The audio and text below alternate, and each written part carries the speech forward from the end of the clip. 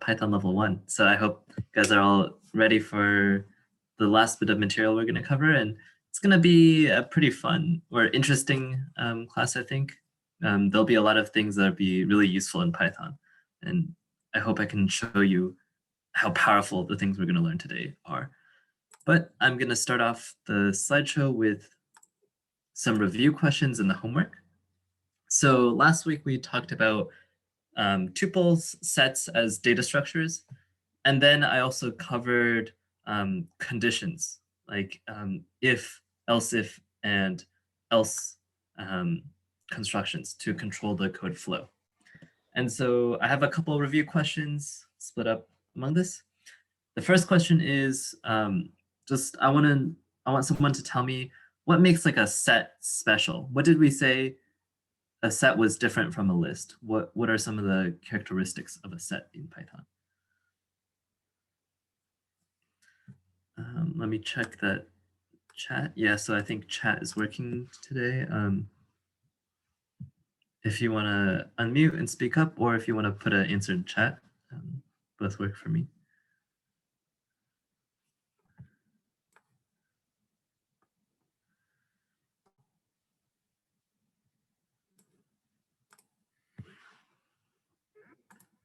Okay. I don't see any answers, so I think I will call Owen. Do you remember anything about Python sets? Anything like a feature about them?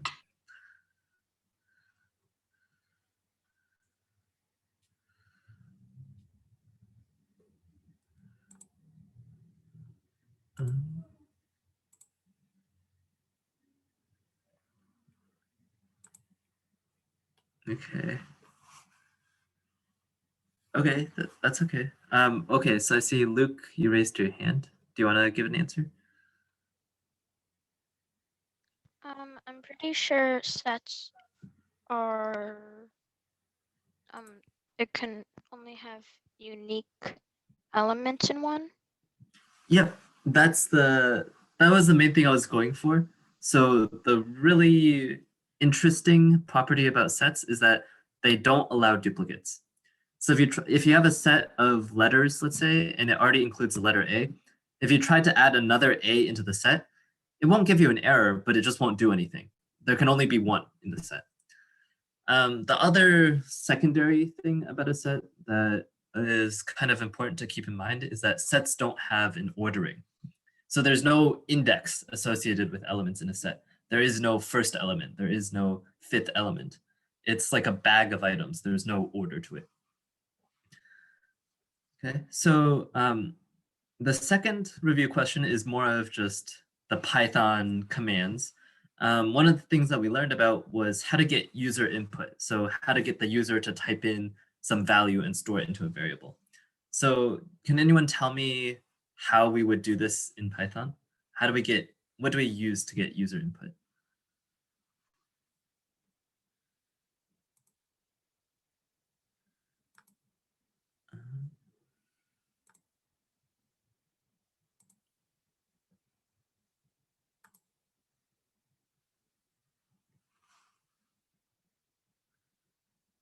How about Tarun? Do you remember what function do we use to get user input in Python? I'm pretty sure it's x equals input, and then you put the string, and then print. Exactly. Okay, so I see Kate, thank you for the answer in chat too. That's exactly right. So you can say like, oops, oh, sorry about that. You can say something like x equals input and then prompt here. And so what this does is this input function is really what's doing all the work. The input function, it will print whatever message you've included here to the user. And then the user can, on their keyboard, type in a response. And when you hit enter, it just takes whatever you typed in and stores it into the variable x. once it's in variable x, we can do whatever we want to it. We can convert it to an int, we can print it out, we can use it in our code. After that, it's just like another variable. Finally, the last thing we talked about last class was the conditionals, if, else if, and else. And I was wondering if someone could tell me how many else ifs can you have in a condition block?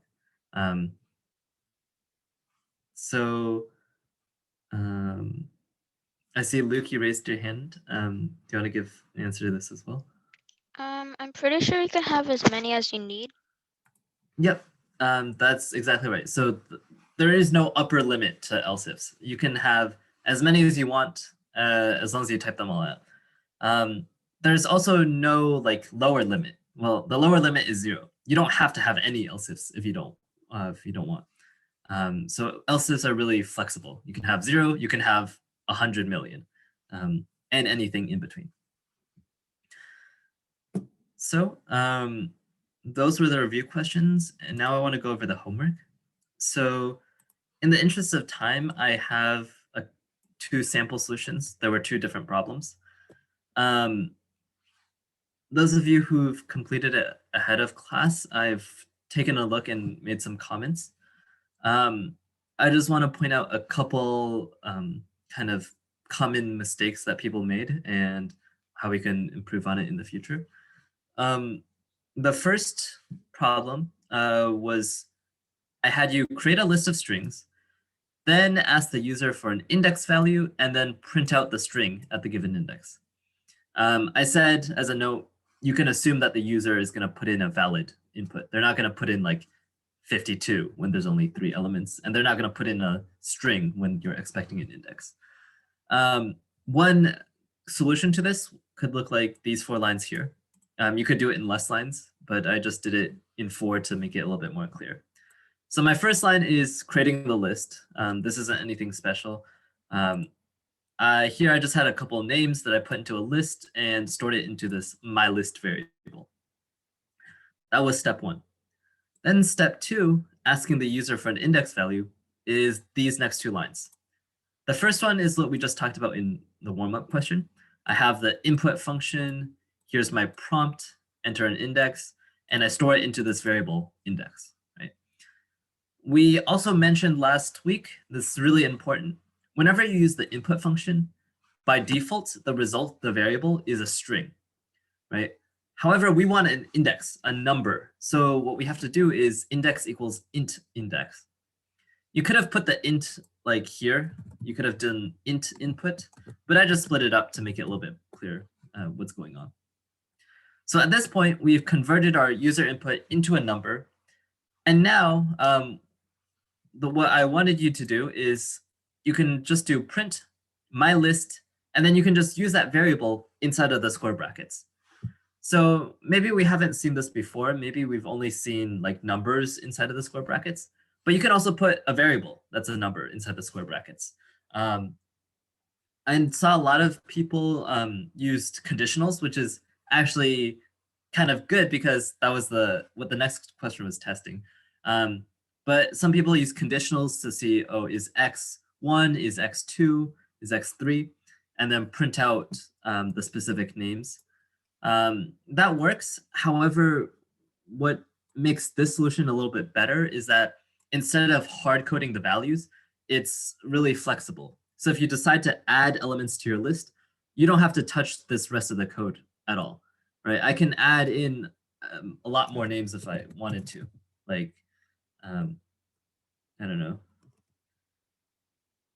like I'll just put in a couple more strings. And if I hit run and I hit like index 7, you can see it will print out B, right? I added elements to my list. I didn't have to change any other code. And that's why this solution is a little bit better than using if statements. Where we should use if statements was the next problem. So let me just comment out this part and uncomment out the next solution. The next problem was testing conditions, the if, else structure. So here, once again, I'm asking the user for input. This time I'm asking for 2 of them, and they're gonna be both numbers. Then I said print out the difference if the first one is larger, print out their addition or sum if the first one is smaller, and then print out the string equal if they're equal to each other. And so what that looks like in Python is asking input right here, exactly the same thing that we did above, except now we're doing it twice for two different variables. I do x equals input, y equals input, and then I convert them to integers. That's very important. Then this is my conditional. I have an if, else structure.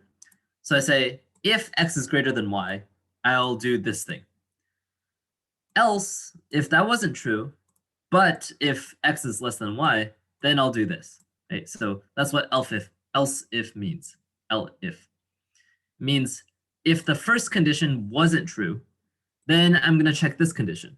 Is this one true? It's like I'm trying again. Right? Finally, if neither of the two are above are true, then I'm just going to do else print equal.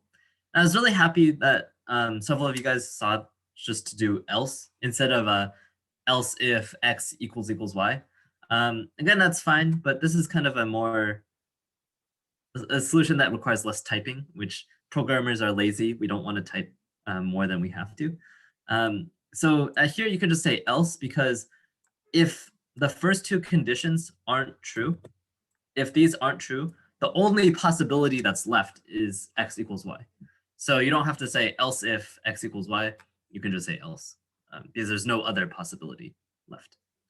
But just to show this working, first number I can say 4. The second number I can say 1. This is going to print out 3, the difference. If I run it again and say 3 and 9, it's going to print out 12, the sum. And if I put in 6 and 6, it's going to say equal. Right? So you can see this is something we couldn't have done before last week. This program does something different every time you run it, right? Depending on what the user types in, it does something completely different. Right? It's kind of a silly example. The values it prints out aren't very useful, but you can see how to use this in maybe like a game where you're asking the user to select an option and then you do something as a result, right? This is just showing you the concepts at work.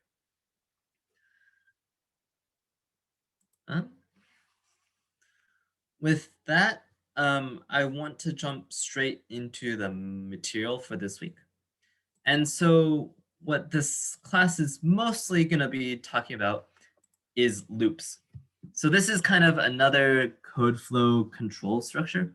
So last week we talked about the conditional code flow. So doing one thing or doing another thing. It was like choosing a path to go down. Code loops are a little bit different.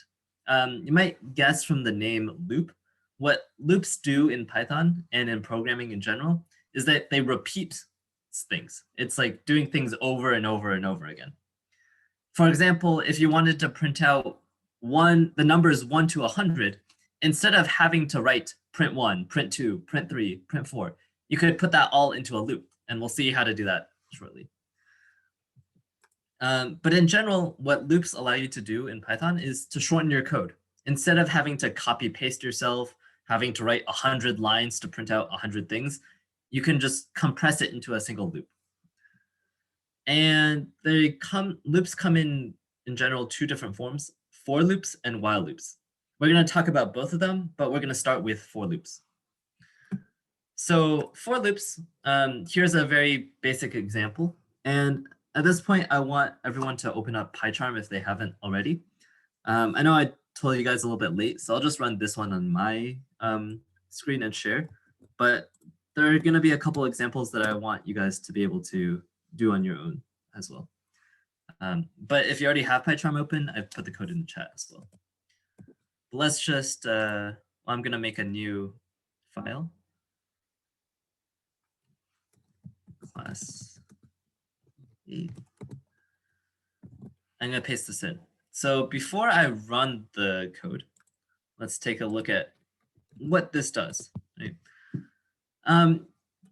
We haven't talked about what this means exactly, but like I said, the big benefit of Python is that it's super readable. If you just treat it as like English, most of the time it just makes sense. So you can see the first line of our code is just creating a list. We create a list called fruits, and we have apple, banana, cherry inside of it. Right? Then let's look at this Python. For x in fruits, then we have this colon, print x. So notice a couple of things. For loops and in general have the same syntax as if statements. With if statements, you have some sort of condition, and then you need to put a colon, right? A colon represents a code block, a section of code that belongs to that if statement. Here, this is a code block representing lines of code that belong to the for loop, right? So I can say print x and then print hi. I can do a lot of lines here.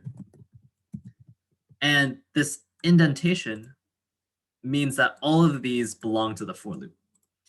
I'm going to delete that. But if we just leave it how it was before, if we just take a guess at what this is going to do, we can see like it's going to go in fruits. So this fruits is a list with 3 elements. You might guess that it's going to print out every single element in the list. And if we run it, you can see that that's going to be correct. So you can see first it prints out apple, then it prints out banana, then it prints out cherry. Right? This is the most basic form of a for loop for some variable in a list, right?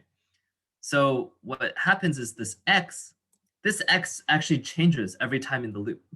Notice we don't say print apple, we don't say print banana, we don't say print cherry, we just say print x. So that means x is actually changing every time we don't go through the loop, right? Every time we print, x is a different value, right? X takes up every single value in the list. That's what this statement means.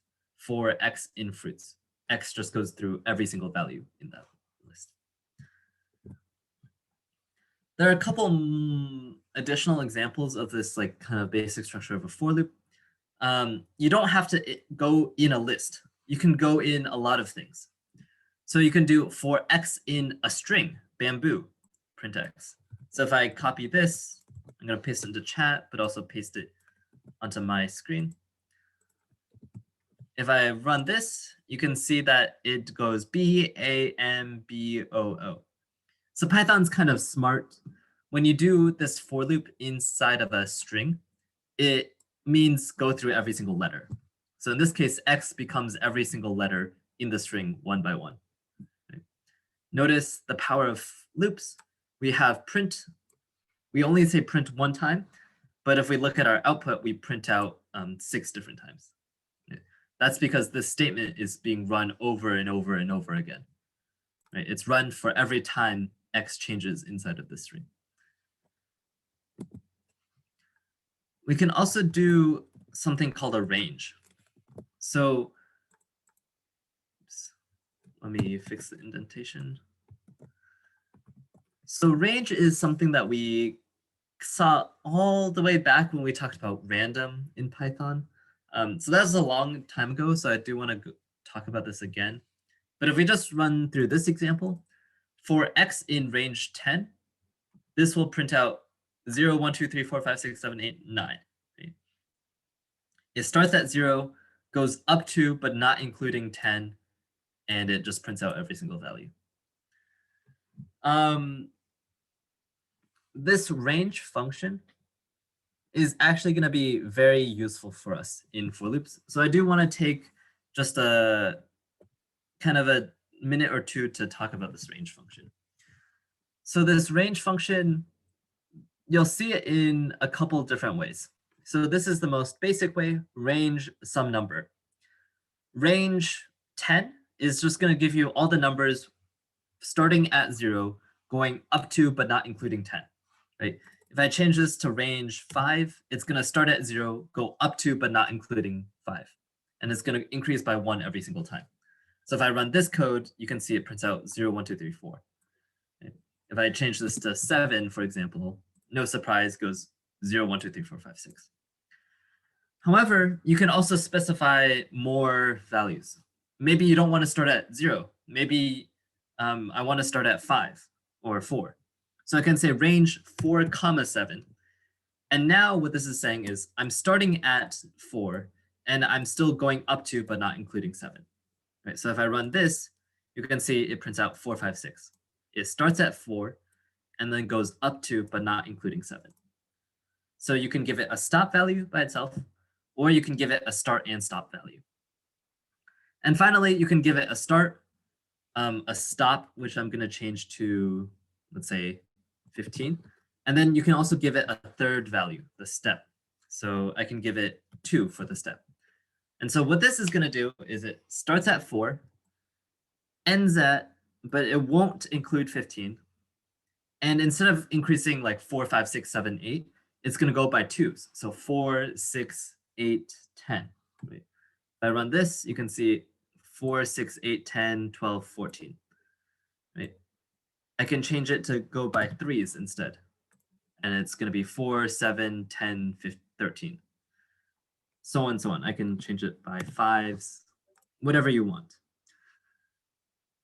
Most commonly, you're just going to see it in the most basic form, range 10, range x, range some value. You just have to remember this is starting at 0, going up to, but not including the limit.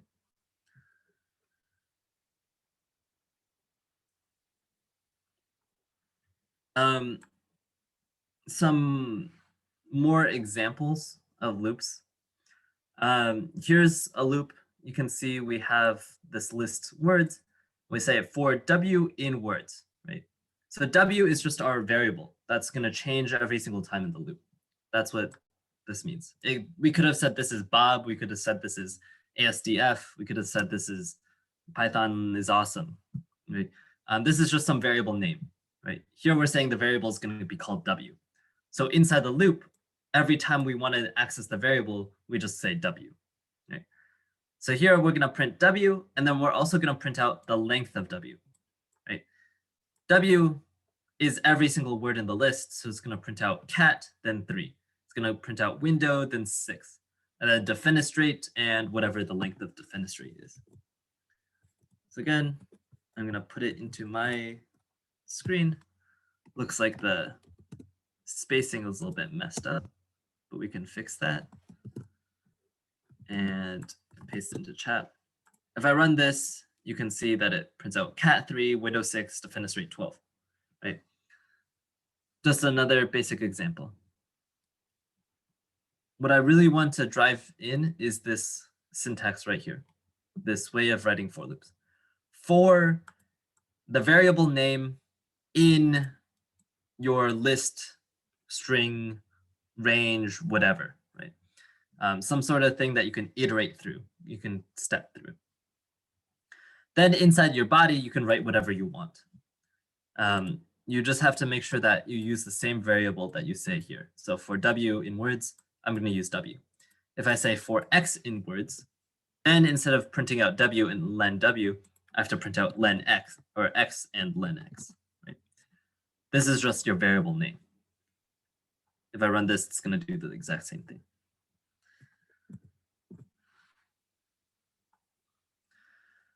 The reason why range is so useful in loops, why you're going to see it a lot, is this example right here. So you can actually use range and len to loop through a list, right? So here I'm going to go paste it in, and we can talk about it really quickly. Let me copy. Oh, okay, so I see I had a question. So if I go back to where I was,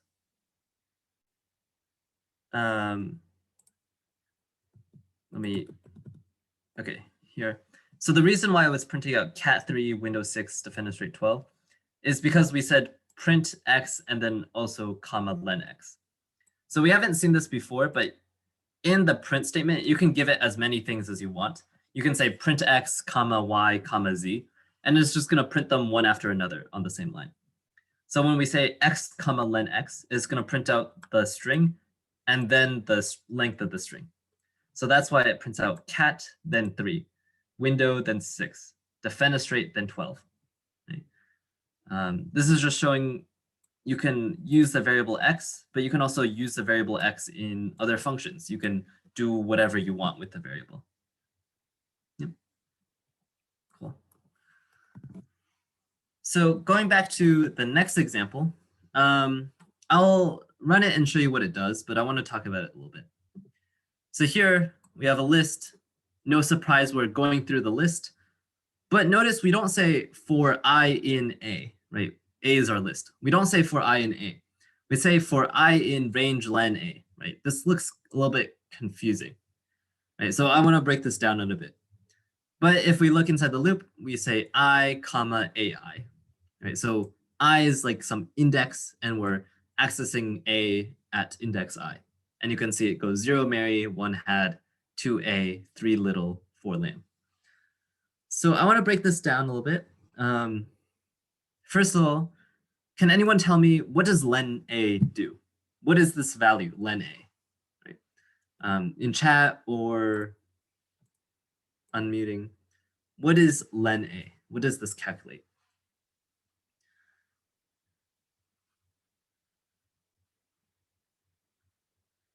So len A is 5. Yep, that is correct. A len A is going to be 5.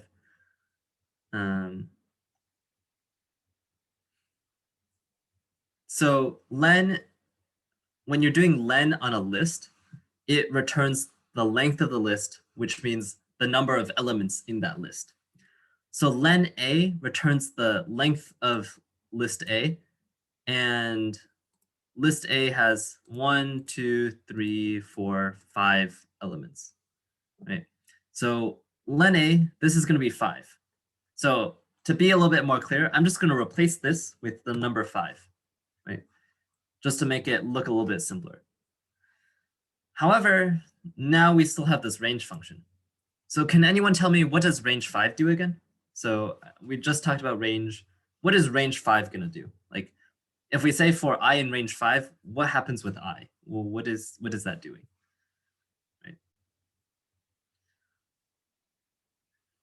It prints out 0, 1, 2, 3, 4, but not 5. Exactly. So range 5 gives you all the values starting at 0 and ending, but not including 5, right? And so what happens is I goes from 0 to 5, not inclusive. But notice this is perfect for us because this is exactly what we want for an index, right? Instead of going through the list as like X is each element, if we wanted to go through the list as like accessing at every index, this is exactly what we want. Range len A. Because notice len A returns 5, but the last index is up to but not including 5, which is exactly what range does, right? So this is how you can start seeing why 0 indexing, up to but not including, how all this kind of fits really nicely together, right? If range 5 instead go at 0, 1, 2, 3, 4, 5, then we wouldn't be able to do this. Like it would loop 1 too many times. But with how it is right now, this is exactly perfect. For I in range len A goes through every single possible index of A, starting at 0, going up to but not including the length. In the loop, instead of when we print out I, it doesn't print out Mary, it prints out a number, 0. AI is actually the string that we want. So we have list A, we access it at index I, right? So go back. This construction is actually something that you would use a lot in the future, probably. If you ever are doing for loops with lists, it's either going to look something like this for W in words, or it's going to look something like this for I in range len your list. Okay? In this way, W is the word itself, right? It's going to be cat, it's going to be window, it's going to be defenestrate. In this way, I doesn't become the words, I becomes the indexes, 0, 1, 2, 3, 4. Right? Sometimes this is going to be more useful. Sometimes the other way is going to be more useful. Sometimes you really care about the index. sometimes you want to loop through a list, and you also want to keep track of what index you're at, right? This helps you a lot because I is just every index. Sometimes you don't care about the index at all. You just care about the values, and so you might use this, right? But both ways are methods to loop through a list. Now we're gonna look through kind of a real world problem. I have a problem statement here. Probably not gonna have you guys actually code through the whole problem, but I do wanna talk about this and maybe see if anyone has any ideas of how to do this. But I have a list of numbers, 45, 23, 76, so on. And you can use this built-in function min to get the smallest value in the list. But what if we didn't want to use this, or we didn't know this existed? How would we do this ourselves, right? How would we find the smallest value in the list? So I just want you guys to think a little bit. We just learned about loops, which helps us go through the entire list. But how do we find the smallest value in the list, right? If I gave this to you as a homework problem, what would you do? To prepare, I'm gonna put this here. So my list equals this. I want to find the min.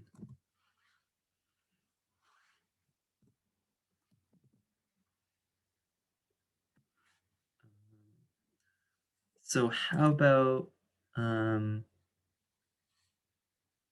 Kimia? Do you have any thoughts about how we can do this? How can we find the minimum value of this list using a for loop?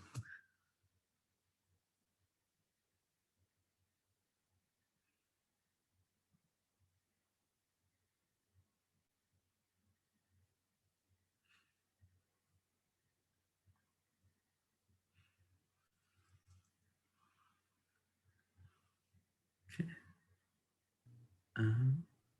Okay, no problem. Does anyone have an idea that you'd want to share? You don't have to tell me code, but just a general, like, how would you approach this problem?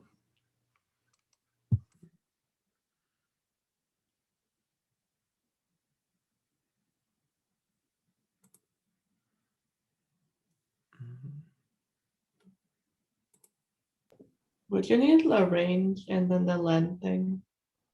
That's one way to do it. So I think actually in this case, it will be easier just to use the for x in my list. But you could definitely do the range len thing. But so I'll give you a hint. We do need a for loop. So I'm going to say for x in my list. How do I? Okay, I'll give another hint. We might want some variable to keep track of the smallest value we've seen so far, right? So let's say the min value that we've seen so far. We can set it initially to some really large value, right? Because the minimum value, we don't have anything yet. So we're just going to say it's some really big number. And then when I go through the list, does anyone see where I'm going towards? How do I use the for loop and this temporary value that I have? How can I find the smallest value in the list? And a final hint, I'm going to need to use an if statement.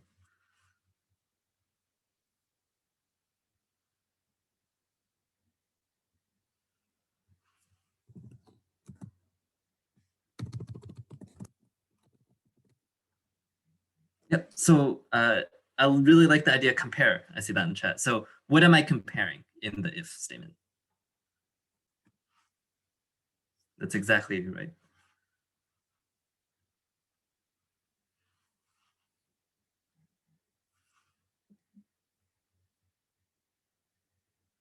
Yep, so if x is the smaller than the minimum value, right? That's exactly right. So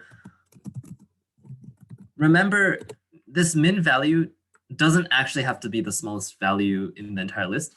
The minimum value just represents the smallest value we've seen so far, right? So what's happening now is we're going through the entire list and we're saying, yeah. So we're saying, is X, the element in my list, smaller than the value I've seen so far, right? If it is, last thing, what do I want to put in the if statement? If it's smaller than the min value, what do I want to do?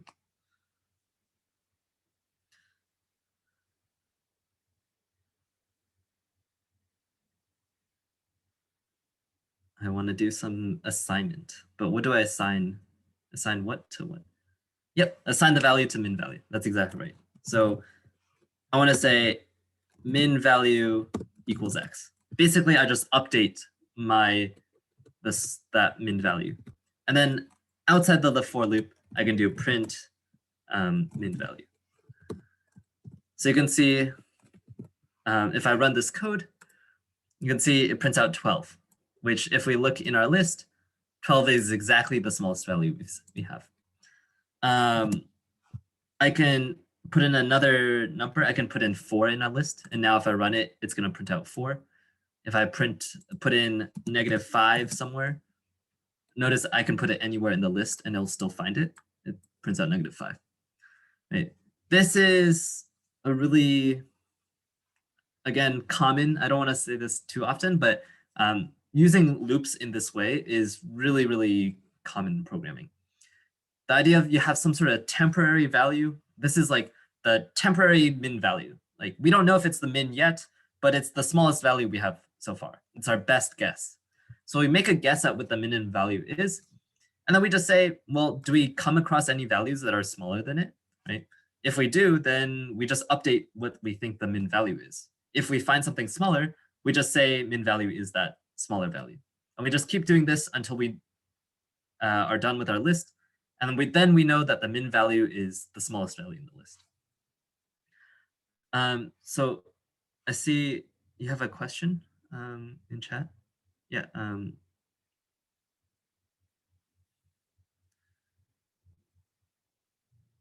If you want to type it out or unmute, I'd be happy to answer it. How about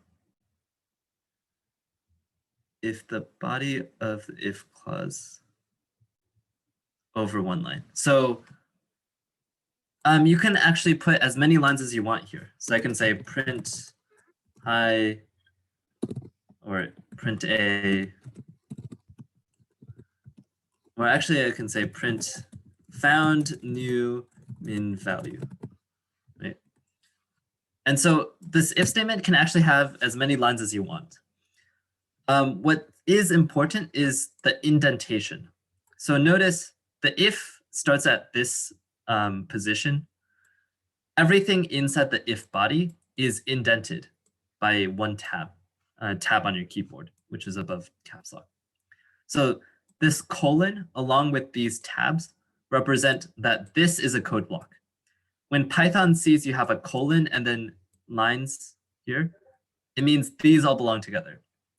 And yes, that's correct. Python, you do not need curly braces. So I think you're asking that question because a lot of other programming languages like Java, C++, they all require curly braces. Python doesn't do that. What Python does is based on indentation.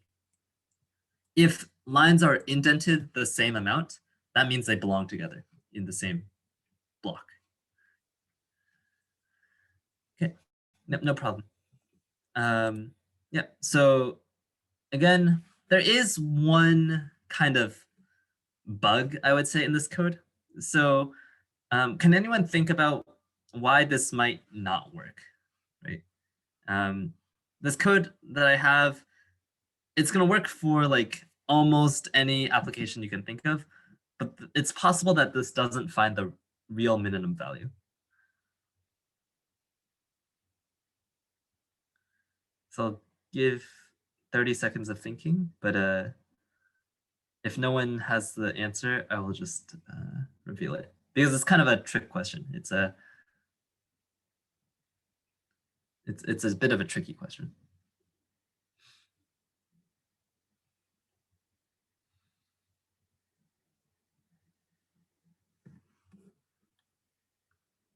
So the question is, the code I have here, I kind of lied. This finds the minimum value most of the time, but it's possible that this won't work correctly. It's possible that when I print out min value, it actually prints out something that's not the min value in the list. Right? So it's a bit tricky, but it's something that you want to watch out for. The answer is here. So yeah, that's exactly right, Sabrina. So here I just said min value is this 99999 number. This was just kind of arbitrary. If it happens that everything in my list is like larger, right? Like if I put this value, this is clearly larger than this 999 value I have here. If I run this, clearly the minimum value of my list is this number because there's only one number in the list. So this has to be the smallest. However, our code doesn't work because min value is set to some hard-coded value. So this doesn't necessarily work because maybe everything in your list is greater than what you set min value to initially. There's a couple of ways around this. One common way is we talked about math.inf before. So here you have to import math. So if you use math.inf, this, if you remember, stands for infinity. So this doesn't have the same problem because there's nothing larger than infinity. So you don't have to worry about anything in your list being larger than what you set it to initially. So you can set it to infinity at the beginning. Another way to do it is you just set it to the first element of your list. So you say the min value equals the first element. And then you just see if anything's less than the first element.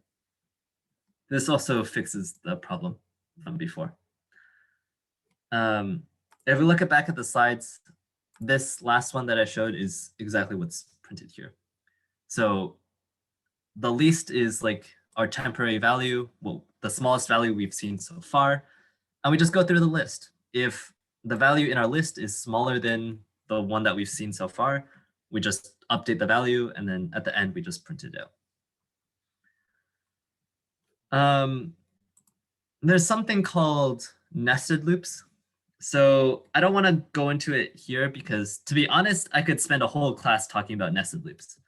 It's a pretty complicated concept.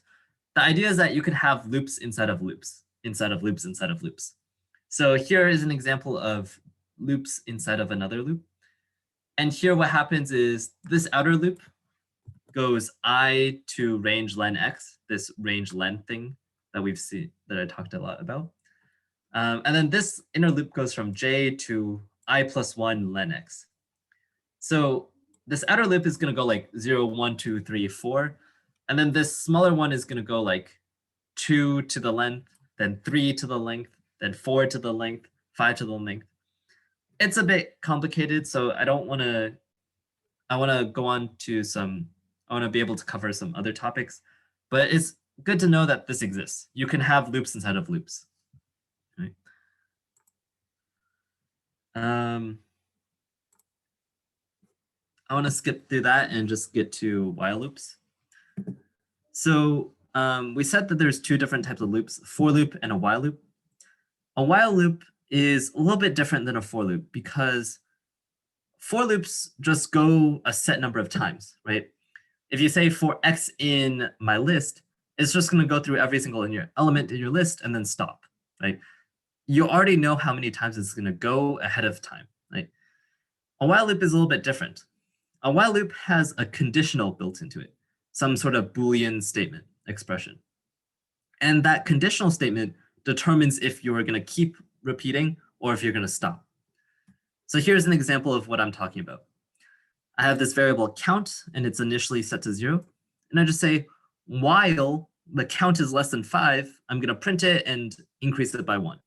Okay, so if I paste this into the chat and paste it onto my screen, hit run, you can see it does the 0, 1, 2, 3, 4. This is exactly the same thing that would happen if you did for x in range 5, print x. This is just another way of doing it with a while loop. notice it checks the condition before it does the body, right? Because when count is equal to 5, it will check the condition and then it won't do the body. So that's why it doesn't print out 5. The last thing it does is print out 4, increase count to 5, and then it checks the condition and stops because it's not true. So while this statement is true, it's going to loop. As soon as it's false, it's going to stop. Right? Because of this, you can do what's called infinite loops. It has some uses in some cases, but in general, this is more of a bug that will happen. If you change the condition, well, let's say if you remove the increment and hit run, you can see, I don't know how clearly it's showing here, but it's just printing out 0 a million times and not going to stop. That's because we say, while count is less than 5, print out count. But we never modify count inside the loop. So count is never going to be greater than or equal to 5. So it's just never going to stop. It's always going to be 0. It's not going to be able to do anything else. So I could leave this going. It's going to print out basically forever. Maybe after a while, it's just going to say, oh, it's looping forever. I stop automatically. But in general, this is a bug, right? This is something you have to watch out for when you're doing while loops.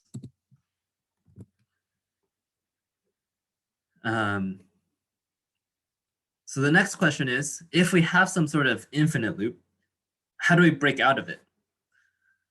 There's actually a convenient statement called the break statement. And this breaks out of a loop.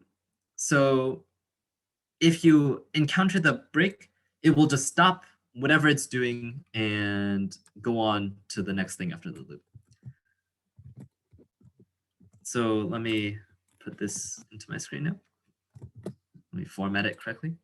So if we take a look for n in range 2, 10, if n mod 4, so this is the remainder thing. If n divided by 4 has no remainder, print n equals 4, break, and then print code after the loop block is now executed. So if I run this, you can see it says 4 equals 4, code after the loop block is now executed, nothing else. So here, you can see as soon as this happens, it will break and it will ignore the rest of the loop. If I remove this break statement and run it again, you can see it says 4 equals 4, 8 equals 4, right? If I change this to 100, it's going to print out a lot of things, right? 4 equals 4, 8 equals 4, 12 equals 4, because all of these satisfy n mod 4 equals 0. Like 20 satisfies it, 80 satisfies it, all these numbers satisfy it. But when we put a break, what happens is the first time this is satisfied, this if statement, and it runs the body, it will come across this line 4 that says break, and just ignores anything after the loop. It just says, okay, I'm done here. I'm leaving. I don't care what's left, right? And just push it away, right? That's what break does. And notice it will print out whatever. It will just execute whatever is after your loop, after you say break. Break doesn't stop your program. It just stops your loop, right? There's kind of the opposite of break. There's something called continue. It's not exactly the opposite. It does something similar, but it is different. So let me copy the example in this slide. And paste it in again.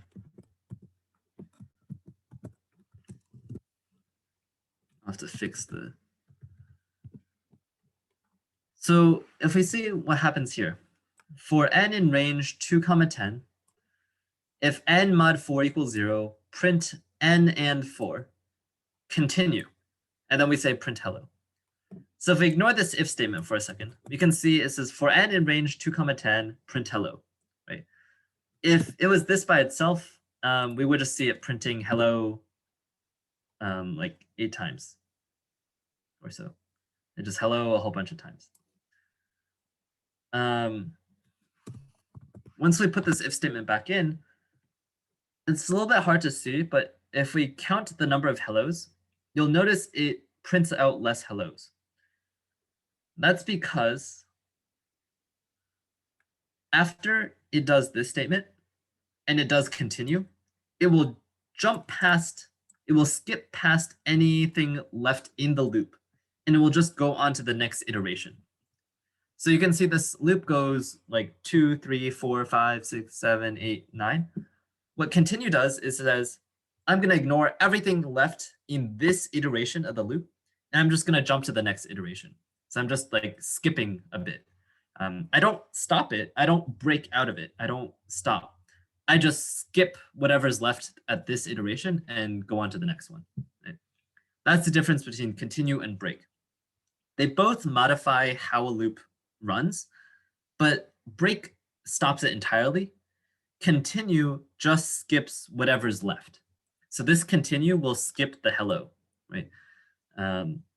But it doesn't skip the rest of the loop. It will still go to the 8 and 4. It'll still print out more hellos later on. It just skips at that time.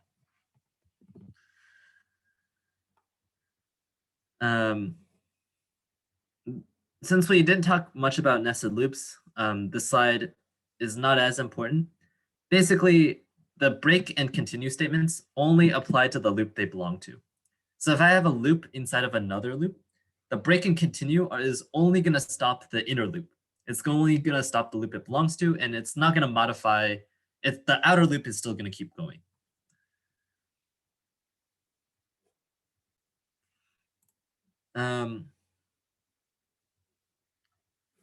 One of the last few things I'm going to be able to get to today is the else statement of loops. So like this slide says, this is something unique to Python.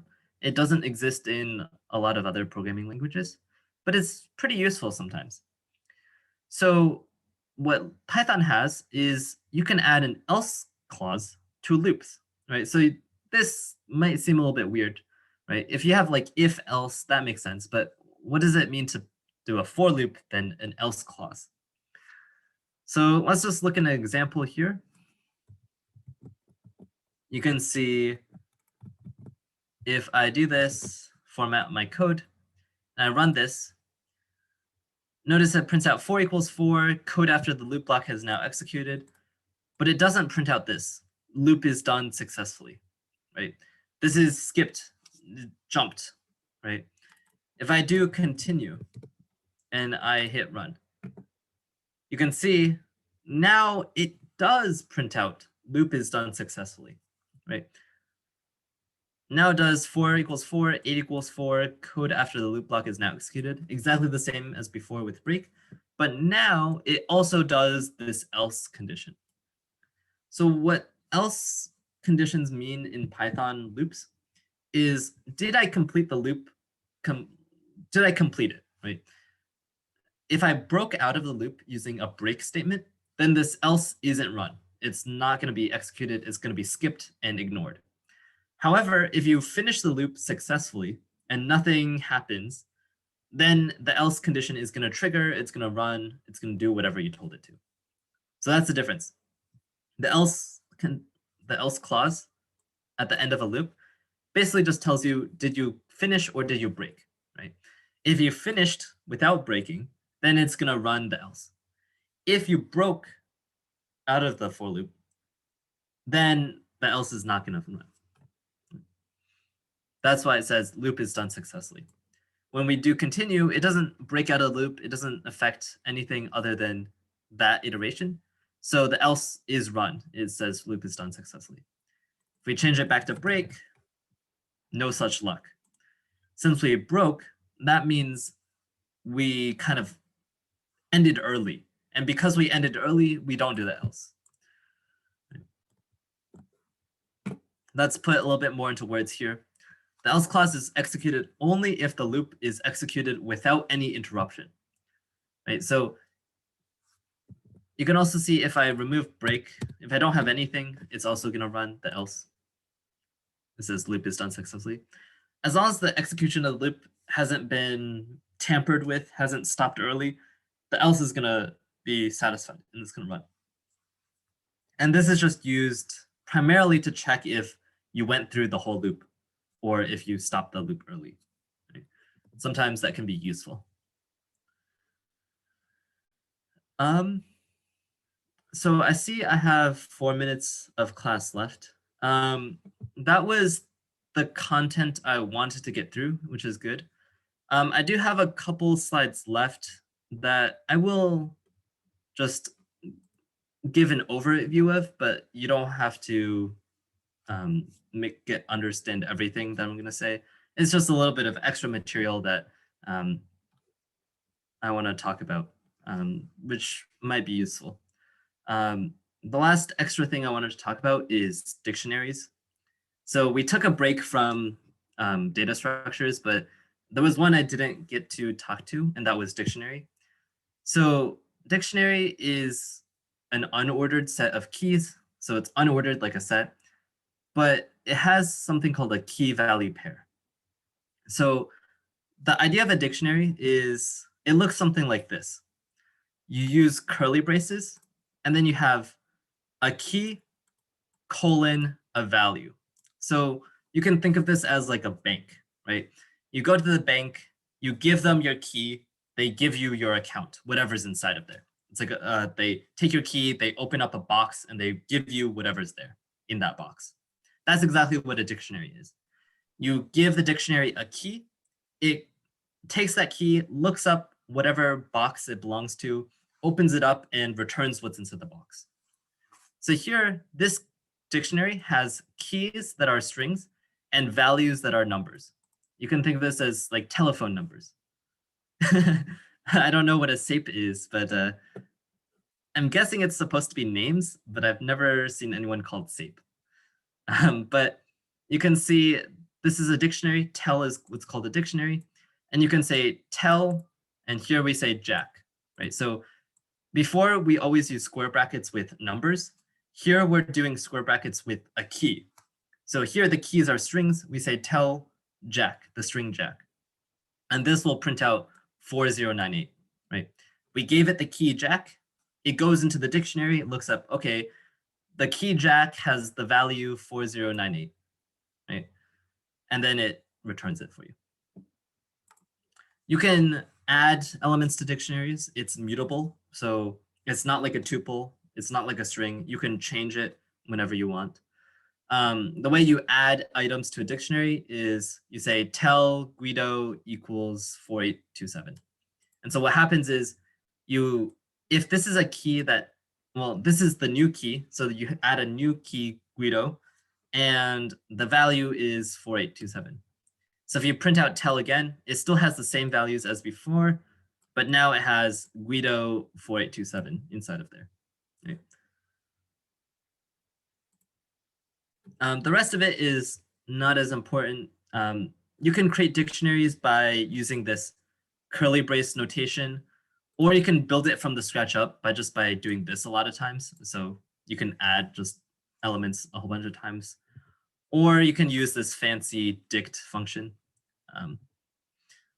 And then there's a lot more methods that you can look at, like with Python, especially in this level 1 class, we're just giving you an overview.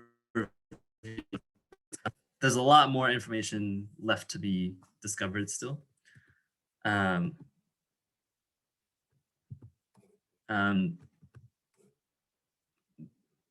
Okay, so I see I can talk about the pass statement. I put this at the end of the slides. I wasn't expecting to get to it, but since I have a minute left, I will just talk about it as well.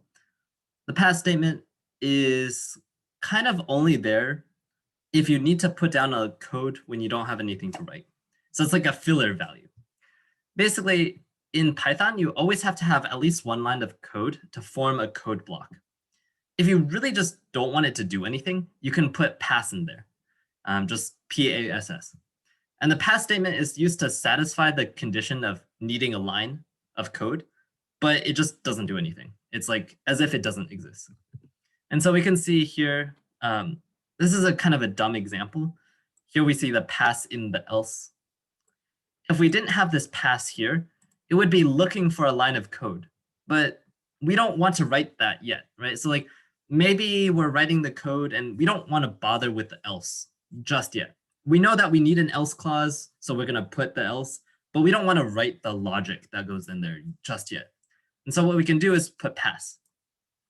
And what pass does is it just satisfies, okay, we have a line of code, it forms a code block, we can move on, but it doesn't actually do anything.